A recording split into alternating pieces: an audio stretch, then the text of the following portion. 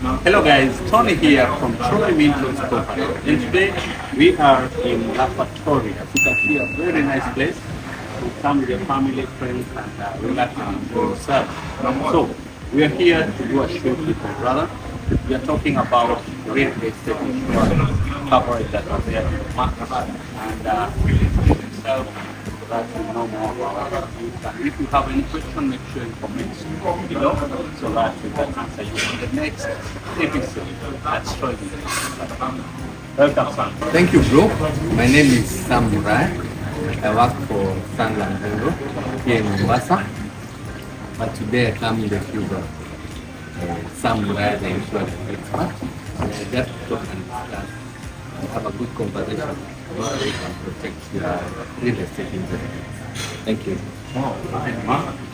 Okay, good bro. So tumeongelea about insurance coverage.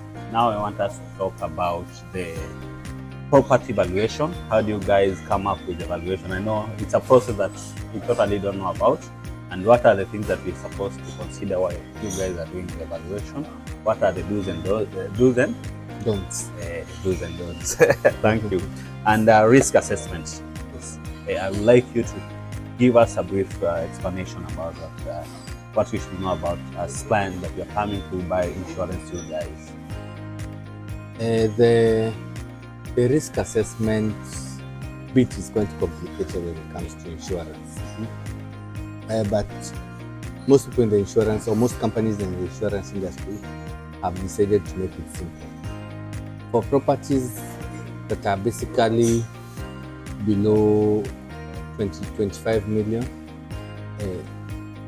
people usually give their own valuations depending on your construction costs, or in case you have valued, you just advise us on the value that you would want us to insure and insure.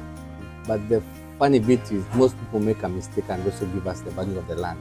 The value of the land is not insured because land cannot burn. Land cannot It's always there.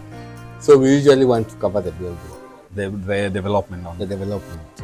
So in case the property the value is quite huge, we will usually send an adjuster who will come and assess the risk. That is usually taken care of by the insurance company.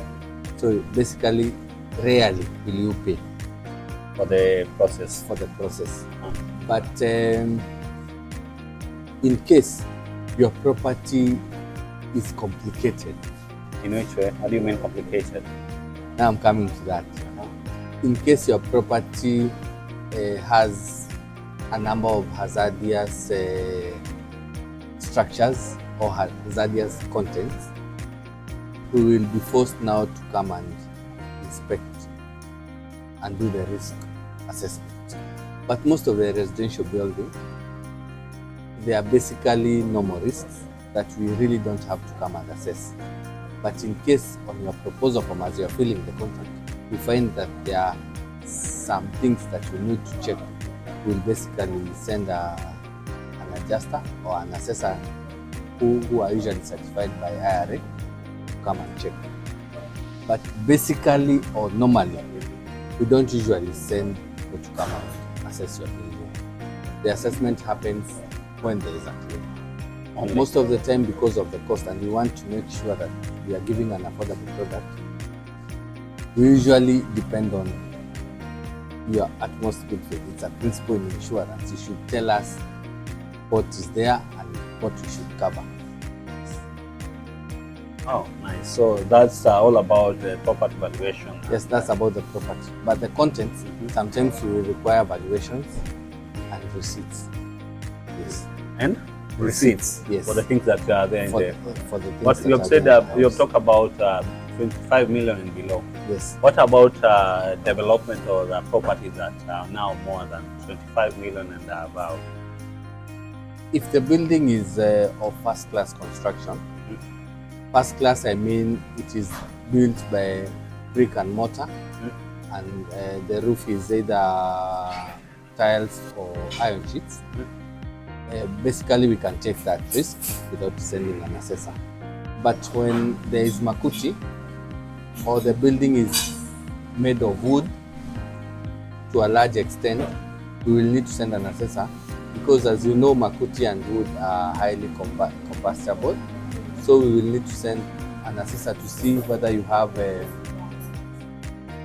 equipment that can firefight, sprinklers, extinguishers, and such, so that we can reduce our exposure.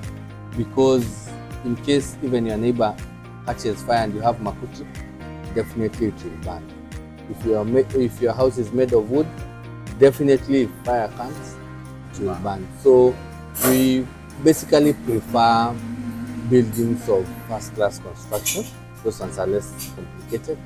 But at a time when you feel you need, to make your house beautiful with makuti or cooler or better, it comes at a higher cost. And of course, we have to send someone to come and check.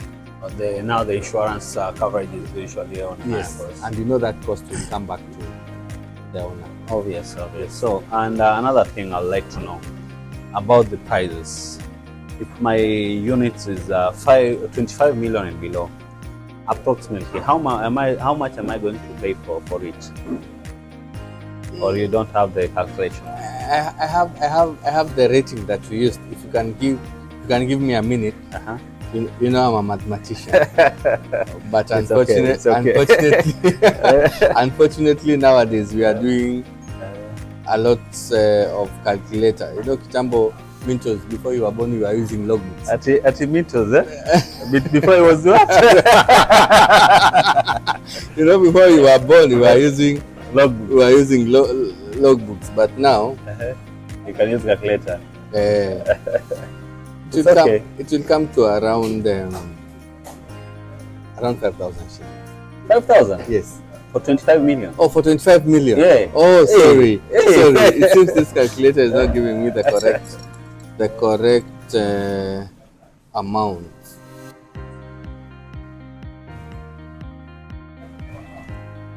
Yes, Abu Ningomo Mintos. But I don't want the exact figure. Yeah, the exact figure you can give us, we can put just on the video, but just give us a rough idea.